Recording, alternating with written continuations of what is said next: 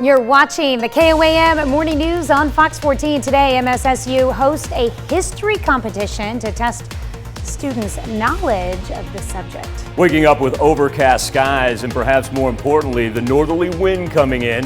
It's going to be chilly to begin our work week. We'll have the latest from the Skywatch Weather Center. And we take a sneak peek at an exhibit honoring the late Langston Hughes. All that and more coming up. The 4 states' most watched news starts now. Thanks for joining us for the KOAM Morning News on Fox 14. I'm Tanya Bach. Miners Hall Museum in Franklin is the place to be for a special program. Sausage Making Days held Saturday afternoon, presented by Rudy and Charlene Widmer. Sausage making was about more than putting food on the table, though. They say it was a time for fellowship, friendship, drinking beer, playing cards, and so much more. What we love about hosting these programs is that you get people here, and especially now that people have been home for so long, people are excited to get out, see other people that they know, learn something new, and we love them to come see the new exhibits in our museum. The permanent collection changes, but not as often as our quarterly exhibits do. The program was presented in conjunction with the quarterly exhibit, Who's Behind the Apron? Missouri Southern hosted its 5th annual archery tournament. Student participants were competing to qualify for the Mon-Asp State Tournament this month in Branson. MSSU partners with the Missouri National Archery Schools program to educate Missouri youth about archery. It's one of the largest tournaments before the state competition. Okay, so this is our 5th archery tournament hosted here at Missouri Southern, and we have partnered with Joplin Schools to be able to host this. This is a very significant event because it's a very large tournament right before the state competition. The tournament awards the top male and female archer in $1,000 scholarships. Well, history is an important subject. It teaches us how to avoid repeating mistakes and allows us to view events in hindsight. And some area middle school and high school students showed what they learned about history in a competition hosted by MSSU. This year's History Day competition was themed Debate and Diplomacy in History, Successes, Failures, and Consequences. On Friday, students were asked to prepare a research project and then present that project. One student we talked to researched a woman who spied for the Confederacy during the Civil War. I really think it makes history come alive because it shows how interesting it can be, and it's not just boring facts. It can really get into interesting topics, and it's really fun. 128 students from a dozen area schools participated on Friday. The top 3 finishers in each category will move on to the State History Day contest. A significant writer of the 20th century was born right here in Joplin. Langston Hughes was a known poet and writer, but he was also so much more, and that's why the Joplin Public Library hosted a Langston Hughes program to tell more of his story. Marjol Rush Collette, a cousin of Hughes, says the exhibit and presentation was a way to show people more about not just Hughes, but his family too. So it basically tells the story of the history of the Hughes family. And so I want people to understand that before Langston Hughes was the writer and the poet and the author, he came from a family. Colette says she hopes the exhibit can spark excitement about history, especially in younger generations. Well, non-tribal members can now face prosecution of certain crimes in the Quapaw Nation's tribal court. This comes as the existence of the Quapaw Reservation was upheld by the Oklahoma Court of Criminal Appeals last October. This change allows the nation to assert criminal jurisdiction over non-Indians. Previously, if a non-Indian committed a domestic violence crime on tribal land, it was handled by federal court instead of the tribal courts.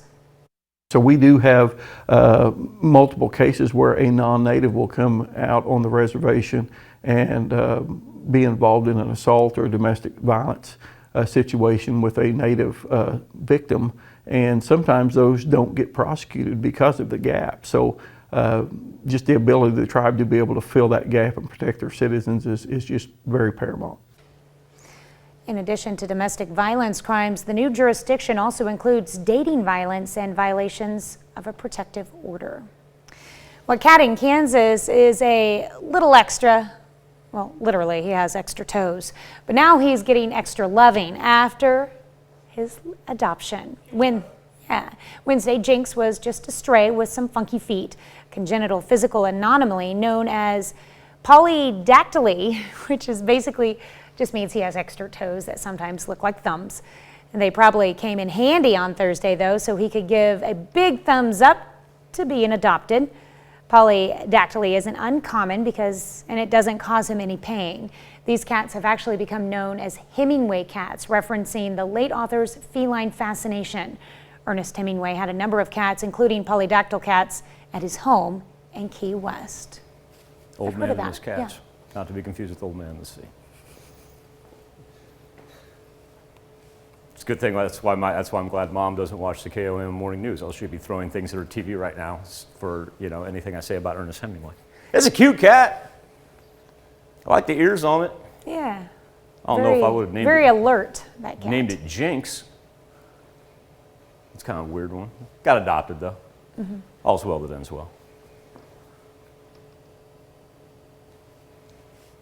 You said it didn't cause me pain. He's good. Mm-mm. I guess it's not uncommon. I didn't know that. I didn't know that either. Yeah, I had a friend. But I had heard that Ernest Hemingway had several cats with. I had a friend that actually had 2 cats that had extra toes. I think like one of them even had 20 toes. So actually had 2 extras on there. Daily Almanac for our March the 7th. We picked up 1.13 inches of rain yesterday at Joplin Regional Airport. That 1313 inches breaks a record from March 6th. That previous one dated back to 1973, where it was 1.08 on March the 6th. Temperatures right now, it's going to take us a while to get up to our average high for this time of year, which is 57. Coming off of what was really a nice weekend, at least Sunday gave us a little prep for our temperatures ahead, as we only topped out in the low 40s and then sank below the freezing mark, which is where we stand right now. Even down to the south, Miami, Grove, and Anderson earlier were right at 32, and now we've seen them drop down to 30. Now let's combo our actual temperatures with the strong northwest wind that's going to pour in all day long, and wind chills down into the teens, and are going to stay there for about the next 90 minutes or so. So bundle up and bundle the kids up when you head out the door. A little snow tried to fall on the eastern portion of Springfield right there. Very, very light. For us, it's mostly just the frost having to be scraped off the windshields for this morning. Weather trend today, let's go low 40s. A little sunshine after those clouds do decide to kick off, and on the dry side for Monday, Tuesday, Wednesday, and most of Thursday. That's going to be subject to change, however, for Thursday night, as we'll have a little rainfall that begins to kick in and a cold front on top of the rain. So there's a good chance we even see some snowflakes for Friday morning. Well, up next, did you know colorectal cancer is actually the second leading cause of death for cancers? We'll have more. And later, Lindsay Stevenson stops by to continue talking about the 8 points of the Live Well movement.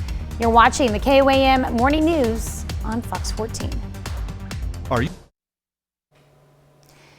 It's the second leading cause of cancer deaths in U.S. men and women combined, but regular screening for colorectal cancer is key to preventing it.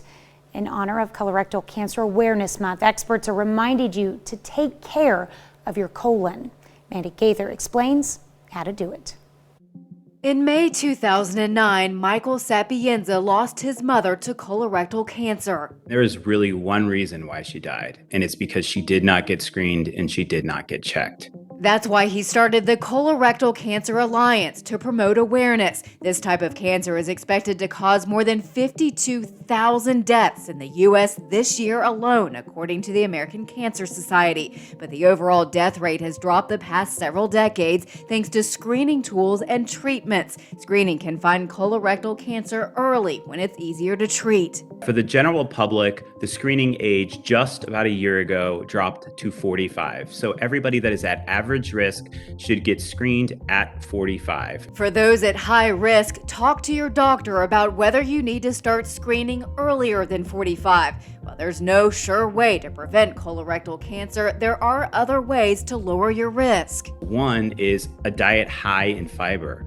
2 is exercise, regular 30 minutes a day, 5 days a week, like they say, for heart health, etc. Absolutely reduces your risk for colon cancer. Limiting red and processed meats, drinking less alcohol, and quitting smoking may also help, but getting screened is one of the most powerful prevention tools. If you get a screening, you can actually prevent that from happening. You can prevent those adenomas, or what we call polyps, from actually growing into cancer.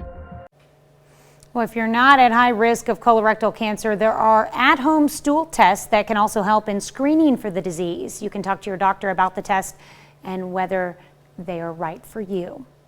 Well, a big group of Good Samaritans with compassion and foresight helped the plight of a dog whose sight isn't so good. Cece, 13-year-old Chihuahua with poor vision, escaped her owner's yard and fell into a 14-foot storm drain on Friday. Yowzers. Fortunately, someone heard the dog crying out, and the San Diego Humane Society, San Diego County Sheriff's Department, and San Marcos Fire Department all responded to the scene. They successfully got Cece out of the drain. Rescuers located her home just down the street thanks to an implanted microchip. Cece will get a quick vet check to make sure all is okay. Oh, the heck of a setup San Diego Fire Department had out there. They had tripods and tents and cameras and like the old Arlo Guthrie song there. Color-coded 8x10 color glossy photos. Well, it's a little Chihuahua, huh? Hope it doesn't happen again. I mean, poor dog. If it happens again, we got an issue with the dog. Yeah. And the owner. Well, apparently Cece can't see very well, so. Yeah, well, do you know how manhole covers are round? Yeah, why was this one open? Yeah. So they don't fall in on it. So they don't fall in on it. Right. Yeah. All right, cloudy skies outside of Television City. We're starting to see just a little break of blue every now and then. Let's go back to Friday. Look at our rain totals when this whole thing started Friday night. And of course, that's when we had the band of thunderstorms over southwest Missouri. And we see the pockets right there indicated in yellow pushing up toward 3 inches. Tapers off as you cross the state line into southeast Kansas, where perhaps more rain was needed. Farther east you go, the better the drought monitor looks. Then we see pockets of about 1 to 1 1/4 down throughout northeast Oklahoma. Currently over 7th and Range Line, sitting at 29 degrees. Going to be a windy one today as it works in from the north-northwest. And that's why we're still not only waiting to get to the freezing mark in most places, but also too, jackets and hats when you head out the doors. Wind chills are still in the teens. Able to kick all our precipitation out to the east of us, but still a mess, especially for the Tennessee River Valley. And then coming off of what transpired over the weekend, including a 4-hour affair of multiple tornadoes touching down throughout the state of Iowa, including right through the middle of Des Moines. We have 7 confirmed fatalities and at least 100 structures that have been destroyed. And on top of that, while they get ready for their cleanup today, they're fighting snowfall. As we transition here to the thunderstorm activity, and once again, Mississippi River up to the Tennessee River, we stay on the clear side.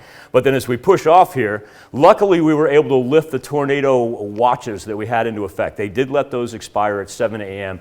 We have not seen any of those respawn. Those are going to be wind warnings. These are going to be flood warnings as far as what we're looking at. But the severe thunderstorm risk monitor continues to push off toward the mid-Atlantic and the Northeast with that low category in effect all the way into tomorrow. Our afternoon planner, chilly one, we'll go low 40s. Got spoiled last week. Now we got to get ready to kind of make up temperature-wise. Slowly working up into the 50s by Wednesday. Thursday, our warmest day of the 7-day. Thursday night brings us rain, which could result in snow for Friday morning. We'll be back. Lindsay Stevenson joins us back in studio right after this. Welcome back to the KOAM Morning News on Fox 14, and welcome back to Lindsay Stevenson. Lindsay is the health and nutrition expert for the Missouri Extension Office. Lindsay's been on, but that was pre-pandemic, so I feel like we're starting fresh, and we should start fresh because Lindsay is here to talk about Live Well Month. And Lindsay, I just want to reiterate, have you reiterate, please, that while we call it Live Well Month, it really is a movement. Yes. So family and consumer science professionals across the country working for Cooperative Extension work every day to promote living well in different aspects of their life in an individual's life, maybe in a family or a community. And we've kind of broken this down into 8 different tips that we can kind of go by. And I'll tell you what, if you could kind of walk us through and just give us kind of a brief overview. I know some of these that are going to be, you know, rather self-explanatory here, but some of these too, I look at those 8 points right there: mental, social, emotional. I would not have thought about financial as being part of one of our spokes. What is occupation? When you talk about occupational, what exactly is that? So that's just being in tune with your career and what you're doing for your job. Is it in line with your values and your beliefs? Do you enjoy what you do?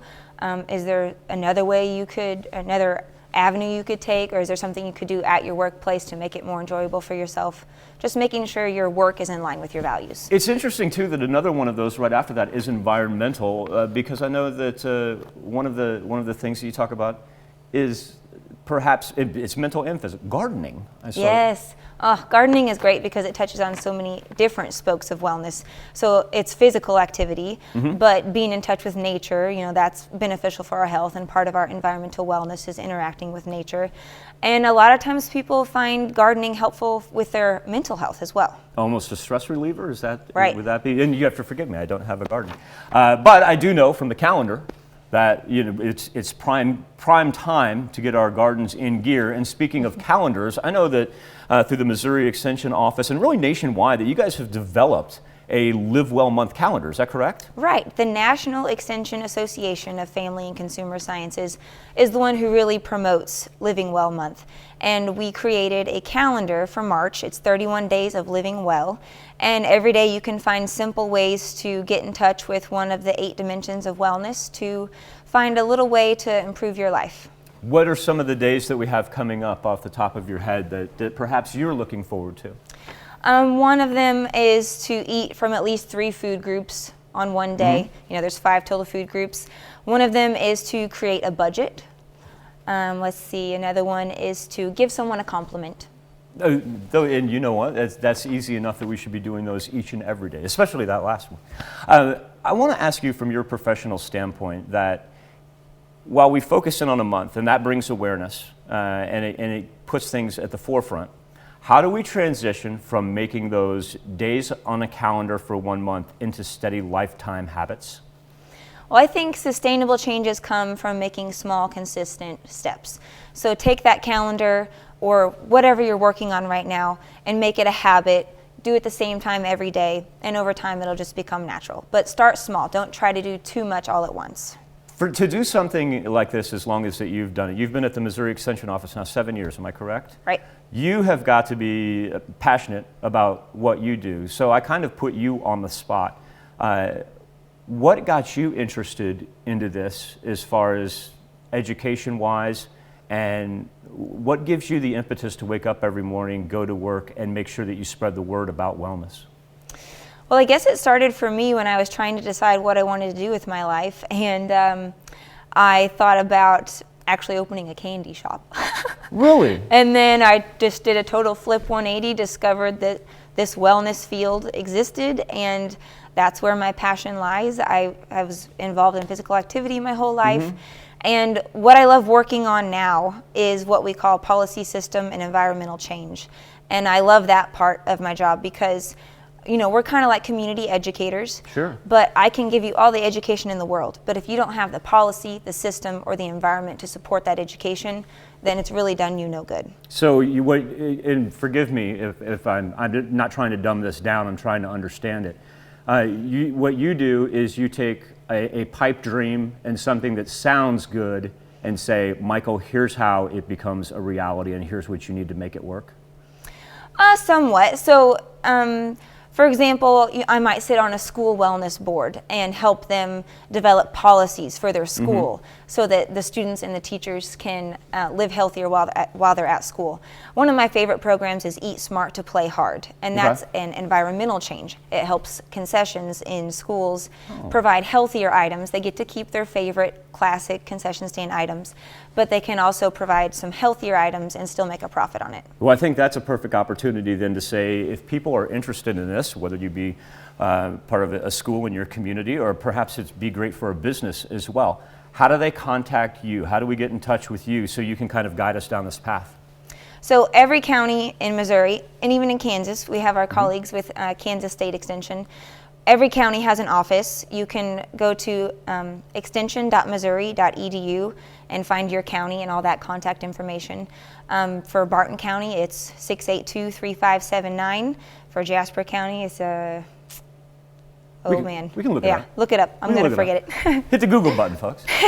No, but once again, that's the Missouri Extension Office. And Lindsay, for anybody out there, and once again, I love the fact that you're interested in the policy and environmental changes that can be made, because it also shows me that you want it to be sustainable. Once you put that in place, that trickle-down effect really kicks into gear. Right. Lindsay Stevenson of the Missouri Extension Office. She is a health and nutrition expert, folks. Don't hesitate to give her a call. I want to thank you so much for your time this morning. Thank you for having me. We'll be back with more KOAM Morning News on Fox 14 right after this. Domino's. It's time to honor today's four-state hero, Michael Fields. Captain Fields served in the Army from 2005 to 2006. He served with the 277th Field Artillery Unit in Baghdad. During his service, he led more than 200 combat patrols in central Iraq without sustaining any casualties. He earned several medals during his service, including the Combat Action Badge, the National Defense Service Medal, and the Army Service Ribbon. His hometown, Arma, Kansas. We thank you, today's four-state hero, Michael Fields. Well, Joplin native and poet Langston Hughes is being honored by his own family. A collection of artifacts from the family of Langston Hughes is a traveling exhibit now that explains the history behind not only the poet, but also his family. KOAM's Bronte Sorotsky has more. Langston Hughes was a social activist, novelist, poet, and so much more. And he was from right here in Joplin, but there's so much more history to him than just that. I want people to understand that before Langston Hughes was the writer and the poet and the author, he came from a family. So this is about his family. Marjol Rush Collette, a cousin of Hughes, was at the Joplin Public Library on Saturday to present the history of the items that Langston Hughes and their family used. I didn't have to collect anything. Everything that's here, my mother had. So when my mother expired, they all came to me and I just put everything together.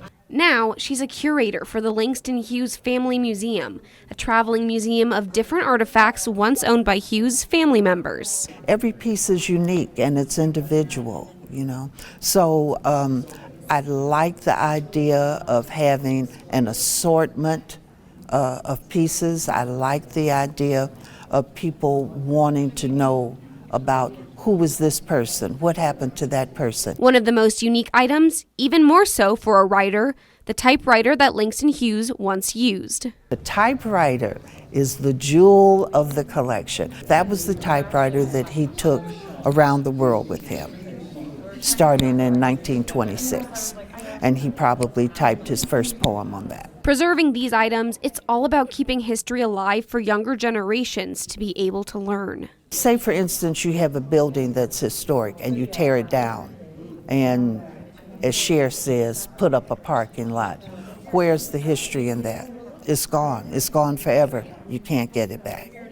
So I want people to really understand and be able to appreciate the history behind it. She says learning where we've been is key to understanding our present. In Joplin, Bronte Sorotsky, KOAM News. For more information on the Langston Hughes Family Museum, you can go to our website at KOAMnewsnow.com. Another half hour of news and weather is just ahead. Coming up on the KOAM Morning News on Fox 14, California man risks his life for a complete stranger as he pulls them from a car. And you can now be prosecuted for certain crimes on Quapaw tribal lands, even if you're not a tribal member. We'll explain. You're watching the KOAM Morning News on Fox 14. We'll be right back. The four states' most watched news starts now. Welcome back to the KOAM Morning News on Fox 14. It's currently 7:33. Let's take a look at today's top stories. A third round of talks between Ukraine and Russia is scheduled for today, and that's according to negotiators. This comes as the UN says more than 1.5 million Ukrainians have fled the country in fear for their lives. John Lawrence reports.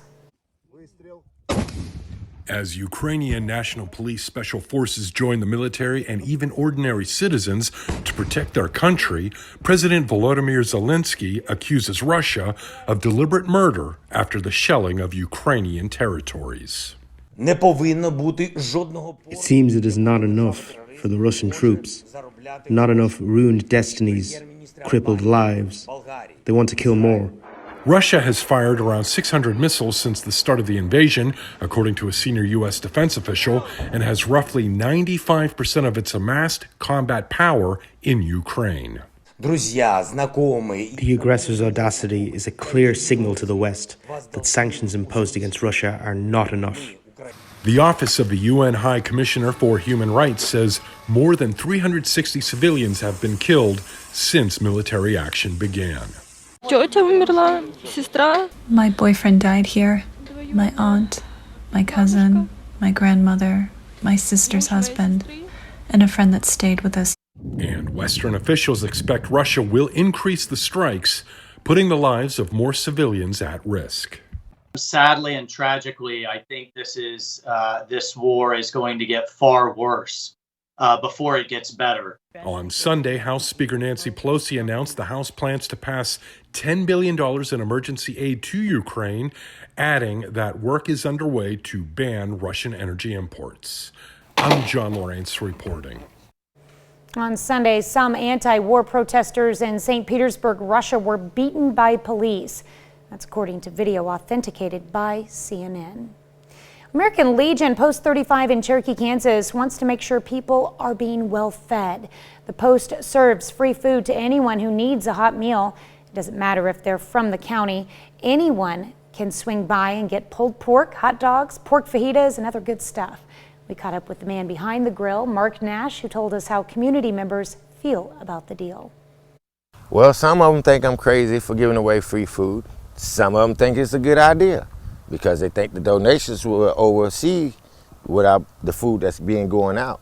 And so far it has. Post 35 is at South Vine Street in Cherokee. Donations are accepted, but not required. One area teacher is making sure his students get some hands-on learning. McDonald County, Missouri teacher Keith Jones has adopted that philosophy with a program he created for his junior high science students at White Rock Elementary.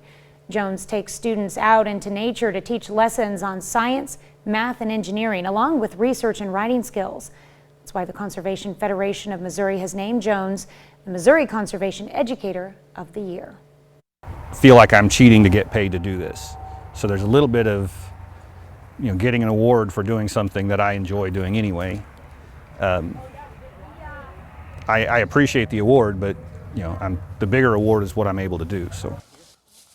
Students pulled winter creepers from trees. In the program, they've canoed rivers, hiked through the forest, and visited conservation sites. Jones calls the program SOPE, S-O-P-E, combining the words success and hope. All right. A stuffed animal lost during a trip across the country is reunited with a Colorado boy. The Carey family was taking a trip to Wisconsin this past Christmas when they misplaced a stuffed puppy. 3-year-old Archie had just been given the stuffed animal. He named him Puppy Elf for Christmas. He brought it along the trip, but Puppy Elf got lost somewhere in the airport after they landed in Milwaukee. The Milwaukee Mitchell International Airport shared a photo of Puppy Elf on its Facebook page. Archie's dad saw the post. Archie and Puppy Elf are now home together and making up for lost time. Archie and his mother are grateful to the Denver and Milwaukee airports who were coordinating to get Puppy Elf back home. Archie even got a new stuffed airplane to add to his collection. That kid, I tell you what, Mom and Dad better used to having Puppy Elf go everywhere for the next several years. I bet that kid doesn't put it down again. Well, if anything, and Mom and Dad got some writing skills, we could start a new book series called The Adventures of Archie and Puppy Elf. I like that. Puppy Elf on the Shelf, our next spinoff. Mm-hmm.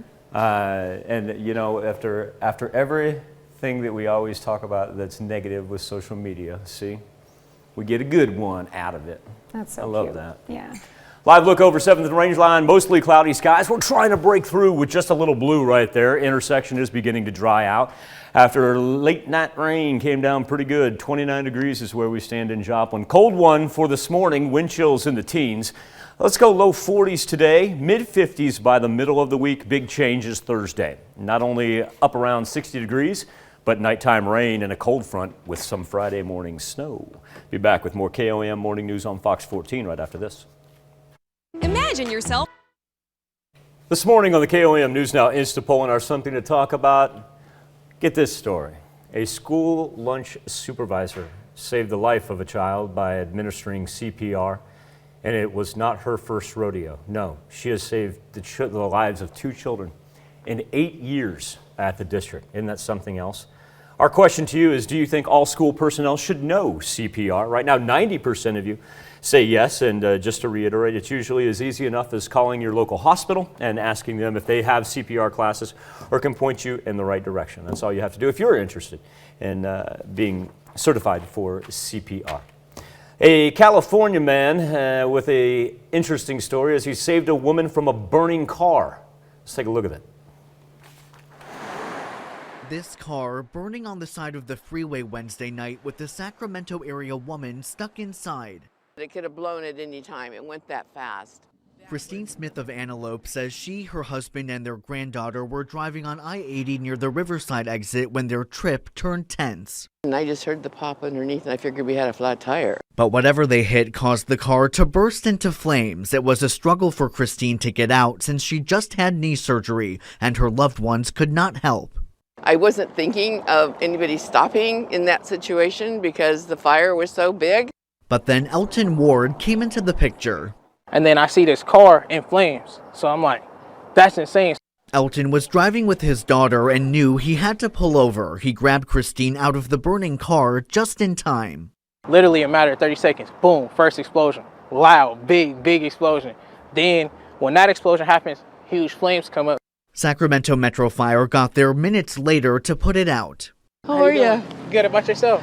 Oh, hey, getting through it. KCRA 3 capturing this joyful reunion Saturday between Christine and Elton, the two thankful to have met despite the circumstances. She would not let me go, that's for Said, sure. nope, you became my grandson that day. Elton says even though no one else did, stopping to help was the right thing to do. We all got grandmas, grandpas, little nieces, nephews, brothers, whatever. If y'all see my people, I want you to try to help my people. So that's somebody's people. Sacramento Metro Fire commending Elton for his swift action. Had they not stopped and made that rescue, there's a very strong likelihood that those victims would have perished in that vehicle fire. We're totally grateful for his help. Christine, fully aware of this miracle. Thank the good Lord, he sent me a good Samaritan that stopped for me. So I think that it all comes back. The community needs to have more young people and more examples like this. Sharing a strong bond after the rescue, say they will stay in touch. We'll be back with consumer news right after this.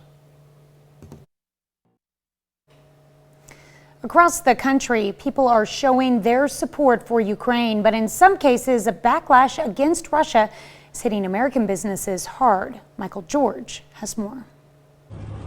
Backlash to the Russian invasion of Ukraine is leading to some misguided hostility in the U.S. I will never support Russia! The owner of San Diego's Pushkin Russian restaurant says they've been getting distressing messages. Someone said that they would come by, blow up the restaurant, and you know, this is going to be a payback for what the Russians are doing in Ukraine. Owner Ike Gazarian isn't even Russian. He's Armenian, and many of his staff are Ukrainian. New York's Russian Samovar restaurant says they've lost 60% of their customers. The co-owner is half Ukrainian. We have nothing to do with the war. We want the war to end. Many Russian-themed businesses, including New York's iconic Russian Tea Room, are publicly stating they stand with Ukraine and denounce the invasion, hoping customers don't blame them for the actions of Vladimir Putin. At the same time, people in the U.S. are finding ways to support Ukraine. From Ukraine's national anthem performed at the Metropolitan Opera to rallies showing solidarity to a line down the block at a Ukrainian restaurant in New York. One Texas company is working hard to keep up with the demand for Ukrainian flags. At Boston's Brigham and Women's Hospital, oncology surgeon and Ukrainian native Dr. Nelia Melnichuk filmed a training video to teach Ukrainians how to treat the wounded. The smallest thing I can do, I wish I could do more. Michael George, CBS News, New York. We'll be right back with more after this, but first, let's take a look at the market prices before the opening bell.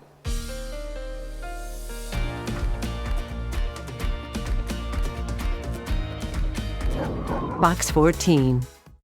The KOAM Nation now has the power to prosecute certain crimes against Native citizens on tribal lands. KOAM's Chris Warner spoke with the nation's chief marshal and has more on what this means for the KOAM Nation.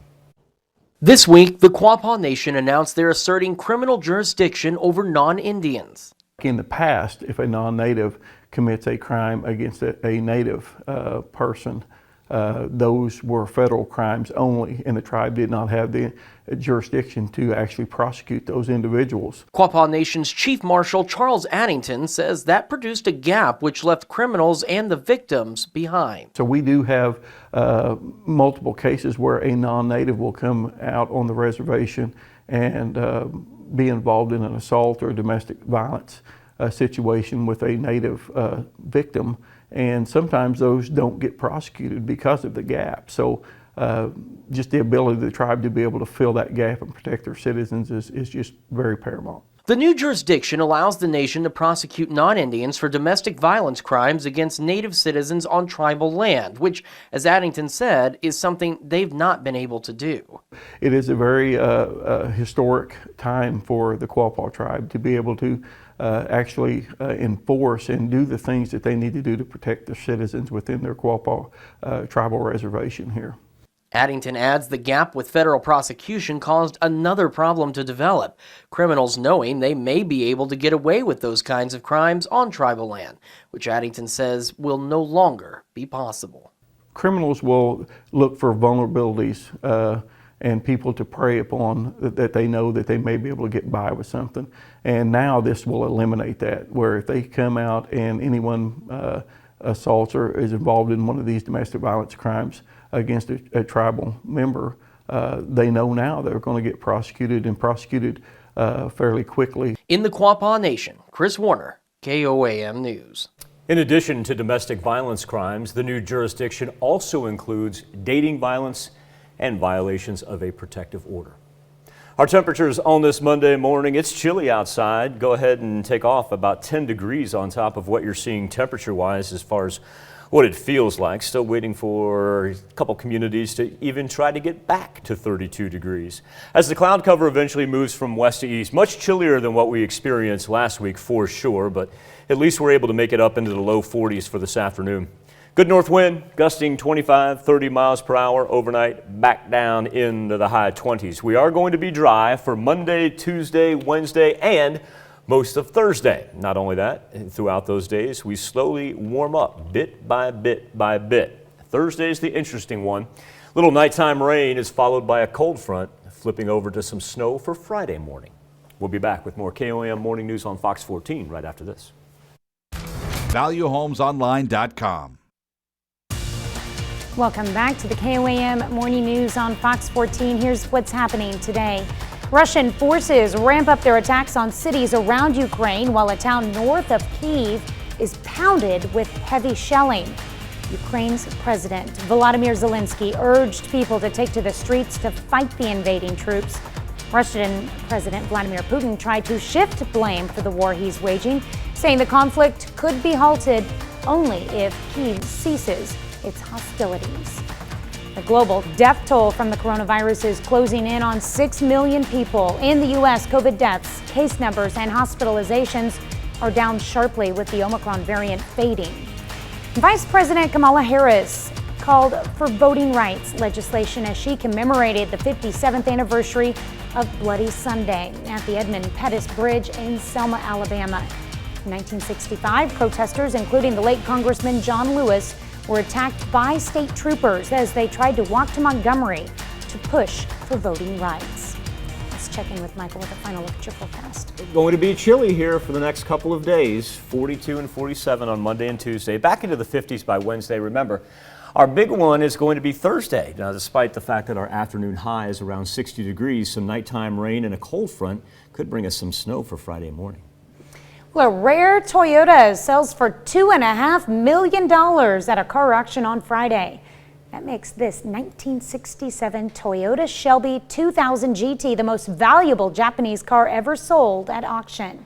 Large part of its value comes from the fact it was turned into a competitive race car by the legendary Carroll Shelby.